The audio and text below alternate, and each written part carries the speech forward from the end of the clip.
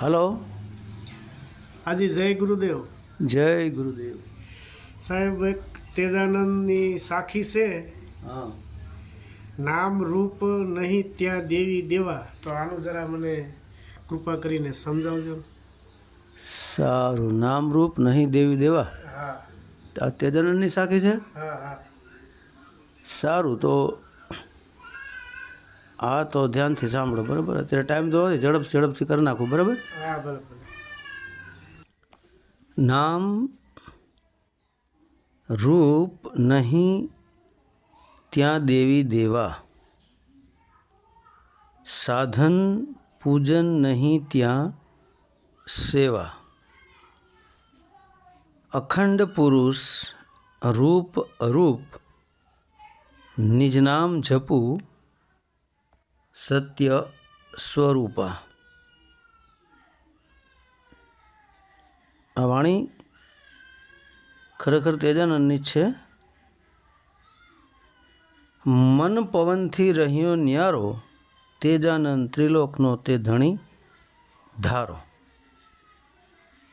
આ રીતની આ 3 લીટીની સાખી છે મિત્ર. પણ 3 લીટીમાં ઘણું બધું સમજાવે છે. 3 લીટીમાં આત્મા વિશેની વાત છે. આત્મ પરમાત્મને અને અખંડ પુરુષ જે છે નિજ નામને જાણવાની વાત કરે છે. તો આનો અર્થ એક જ થાય કે સત્યનું દર્શન કેવું છે તે વાણી આ તેજાનંદ રજૂ કરે છે. કહે છે હવે નામ રૂપ નહીં ત્યાં દેવી દેવા. તો નામ એટલે અહીંયા મનુષ્યના પાળેલા જે નામ છે તેના વિશે વાત કરે છે. જેમ આપણે આ 52 અક્ષરી શબ્દો દ્વારા ટોટલ જે આપણે નામ પાડ્યા છે, દેવી દેવતાઓના નામ પાડ્યા છે, સાધુ સંતોના નામ પાડ્યા છે, સાધુ સંતોના શરીરના જે નામ છે, તમામ ધર્મોના પણ જે નામ છે, તમામ વાળાઓના નામ છે, તમામ પંથોના નામ છે. તો આ બધું આપણું પાડેલું છે. જેમ કે હિન્દુ, મુસ્લિમ, શીખ, ઈસાઈ, યહૂદી, ખ્રિસ્તી, પારસી, જોરસ્ટિયન, શૈવ, બૌદ્ધ, લિંગાયત, અહેમદિયા. બરાબર. પછી જેમ કે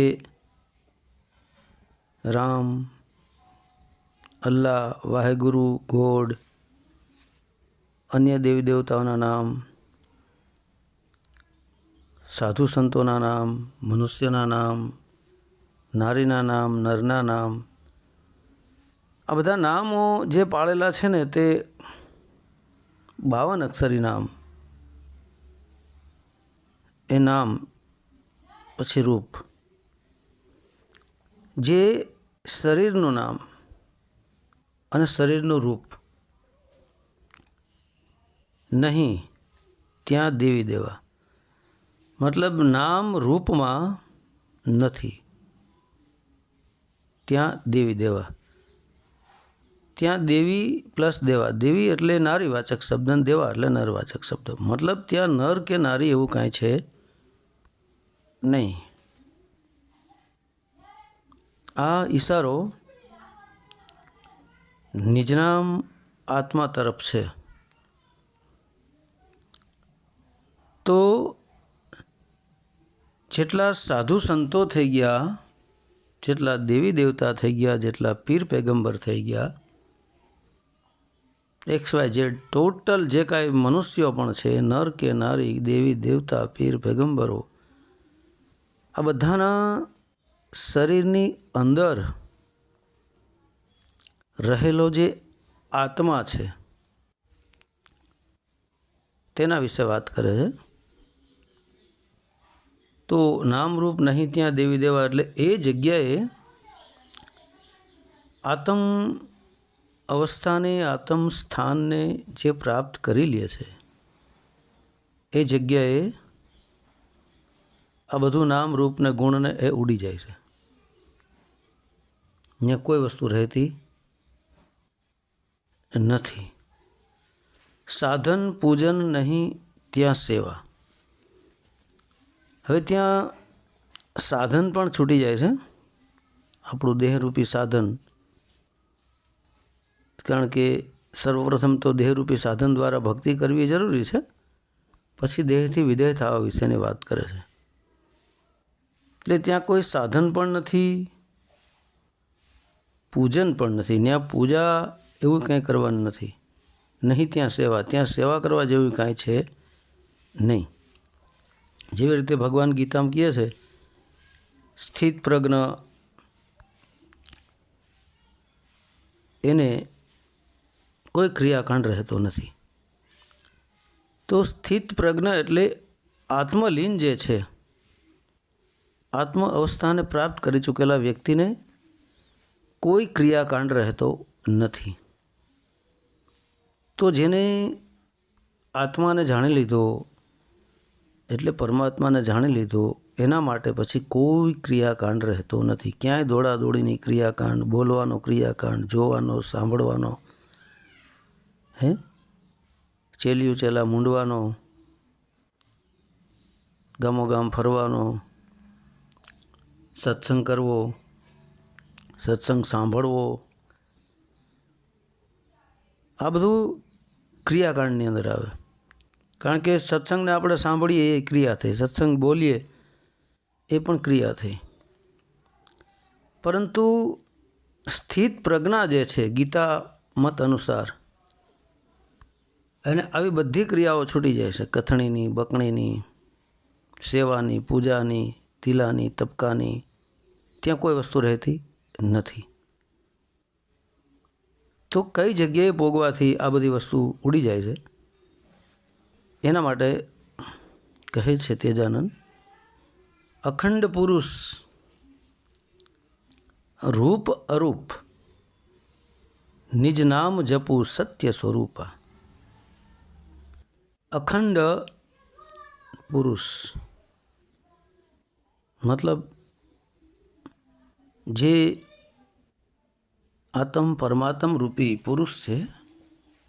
આત્મ પરમાત્મને પુરુષની ઉપમા આપવામાં આવી છે. બાકી આત્મ પરમાત્મ તો કોઈ પુરુષ નથી અને કોઈ સ્ત્રી પણ નથી. એ અખંડ છે, જેને કોઈ ખંડ કરી જ શકે નહીં. એ અખંડ પુરુષ, એ જ પરમપિતા પરમાત્મા છે. એ અખંડ પુરુષ જે છે એ રૂપ અરૂપ, રૂપ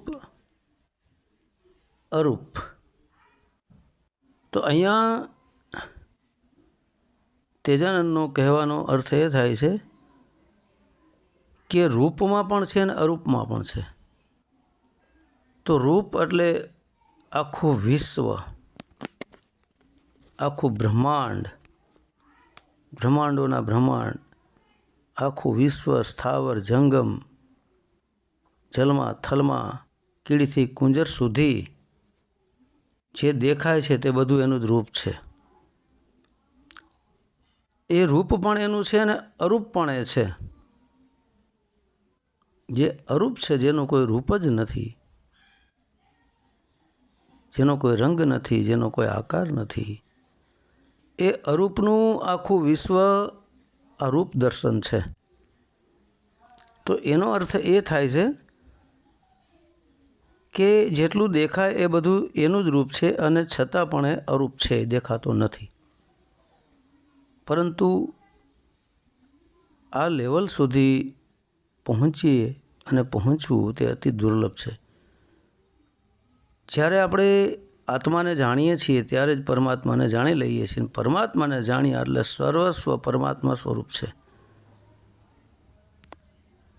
આ થઈ ગયું, કારણ કે બધે એને પછી પરમાત્મા સિવાય બીજું કાંઈ દેખાતું નથી, મતલબ જ્ઞાન દૃષ્ટિ દ્વારા બીજું કાંઈ દેખાતું જ નથી. તો રૂપે આખું વિશ્વ પરમાત્માનું જ રૂપ છે, અને પરમાત્મા રૂપ હોવા છતાં અરૂપ પણ છે, કારણ કે અરૂપમાંથી જ રૂપ બન્યું છે, બીજું કાંઈ છે નહીં. અરૂપમાંથી જ રૂપ થયું છે, કારણ કે અરૂપરૂપી પરમાત્મા એક જ હતા, એમાંથી જ આ બધું પ્રગટ થયું છે, એટલે સરવાળે તો એનું જ રૂપ છે બધું. એમ અહીંયા કહેવાનો અર્થ આવો થઈ રહ્યો છે. તો અખંડ પુરુષ રૂપ અરૂપા, જે અખંડ પુરુષ રૂપમાં પણ છે અને અરૂપમાં પણ છે, તો એને જાણવા માટે નિજનામ જપું સત્ય સ્વરૂપા. હવે અહીંયા મિત્રો કહ્યું છે નિજનામ જપું સત્ય સ્વરૂપા. નિજનામને જપવાની વાત કરીશ મિત્રો, બરાબર. તો નિજ એટલે સ્વયં, પોતે, ખુદ, આત્મા, ચૈતન્ય શક્તિ, કે પછી જીવ કહો કે સુરતા કહો, જે કેવું હોય તો ઘણા બધા લોકોએ અલગ અલગ નામ પાડ્યા. આપણે સુરતા કહીએ તો કોઈ એમ કહે કે એ જીવ છે, આપણે જીવ કહીએ તો કોઈ એમ કહે સુરતા. કે આ વાદ વિવાદિયા જે હોય ને તે આવો તર્ક વિતર્ક બહુ કરતા હોય છે. આપણે આત્મા કહીએ તો કે જીવ છે, આપણે જીવ કહીએ તો કે સુરતા છે, આપણે સુરતા કહીએ કે ચૈતન્ય શક્તિ છે, આપણે ચૈતન્ય શક્તિ કહીએ કે ઉર્જા શક્તિ છે, આપણે ઉર્જા શક્તિ કહીએ કે આત્મા છે. એટલે આ બધા સરવાળે એક જ આત્માના નામ છે, સુરતા, જીવ, નિજ કે સોહમ. તો અહીંયા નિજ નામ જપું સત્ય સ્વરૂપાની વાત કરીશ મિત્રો, બરાબર. તો નિજ એટલે સ્વયં આત્મા થાય, તો નિજનું નામ શું છે? એમ નિજ નામ જપવું કીધું છે, એટલે પોતાનું નામ જપવાનું કીધું છે. નિજ એટલે પોતે, તો પોતાનું નામ જપવું. તો નિજનું નામ શું છે? તો મિત્રો અનેક ઓડિયોમાં હું બોલ્યો છું કે આત્મા એ જ સોહમ શબ્દ છે. તો નિજ એટલે આત્મા, અને એનું જે નામ છે તે જ મિત્રો સોહમ શબ્દ છે. તો અહીંયા નિજનું પોતાનું નામ સોહમ શબ્દરૂપી નામ જપું સત્ય સ્વરૂપા, એ નામને કે હું જપું છું. સત્ય સ્વરૂપા છે, સત્ય સ્વરૂપ છે.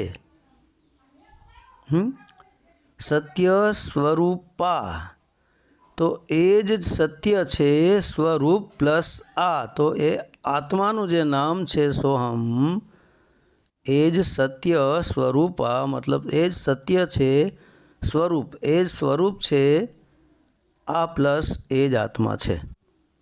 સ્વરૂપ પ્લસ આ એ જ આત્મા છે. તો નિજનામ જપું સત્ય સ્વરૂપા, તો અહીંયા મિત્રો જપવાની વાત કરી છે.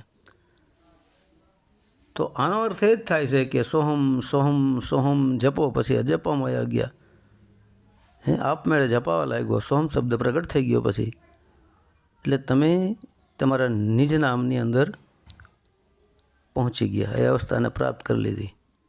પછી આત્મ સ્વરૂપને જાણી દેહથી વિધેય થવાની વાત અહીંયા કરે છે તેજાનંદ. તો કહે છે મન પવનથી રહ્યો ન્યારો.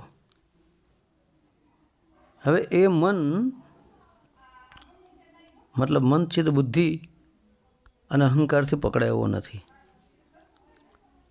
પવનથી રહ્યો ન્યારો મતલબ પ્રાણ, સમાન, અપાન, વ્યાન, ઉદાન, નાગ, કૃકલ, કુર્મ, દેવદત્ત અને ધનંજય 10 પ્રાણોથી પણ ઉપર છે. અને શ્વાસોશ્વાસની જે ક્રિયા છે એ પણ સરવાળે પવન કહેવાય. તો એ મનથી નથી, અને શ્વાસોશ્વાસની ક્રિયા જે પવન ચાલી રહ્યો છે એની અંદર હોવા છતાં ન્યારો છે, કારણ કે પવનમાં નથી. જે શ્વાસ ખેંચીએ છીએ એમાં 100 શબ્દ સંભળાય છે, અને બહાર કાઢીએ છીએ એમાં આમ સંભળાય છે, એટલે એ તો ન્યારો જ છે. પણ પવન દ્વારા એ શબ્દ આવન જાવન કરી રહ્યો છે, પણ પવનની સાથે નથી, પવનથી ઉપર છે. મન પવનથી રહ્યો ન્યારો, કારણ કે સોહમ શબ્દ જે છે તે સ્વયં આ શ્વાસોશ્વાસરૂપી પવનને ચલાવે છે, મનને પણ એ જ ચલાવે છે, છતાં પણ એ ન્યારો છે, એનાથી અલગ છે. આ તેજાનંદજી કહી રહ્યા છે. તેજાનંદ ત્રિલોકનો તે ધણી ધારો. તેજાનંદ કહી રહ્યા છે કે ત્રિલોકનો મતલબ પાતાળ પૃથ્વી અને આસમાનથી ઉપર જે છે ત્રણ લોકનો જે સ્વામી છે, મતલબ શરીર, મન અને બ્રહ્માંડ, આ ત્રણનો જે ધણી છે, ત્રણ લોકને જે ચલાવનાર છે તે ધણી ધારો. મતલબ તે ધણી જે છે પરમાત્મા, તેને તમારી સુરતા થકી ધારણ કરો, તેને ધારો અને તેનું ભજન કરો તો જ મુક્તિ થાય. પરંતુ આત્માને જાણ્યા પછી ત્રિલોકનાથનો ધણી જણાય. આત્મા કહો કે પરમાત્મા કહો, સરવાળે બે એક જ છે, પણ આત્માને જાણ્યા પછી જ તમે પરમાત્માને જાણી શકો, ત્યાં સુધી અસંભવ છે. બરાબર? તો બોલો મિત્રો પ્રેમથી, સંત તેજાનંદની જય, ગુરુ રામાનંદની જય, સત્ય સનાતન ધર્મની જય. હવે તમે કાંઈ બોલશો નહીં.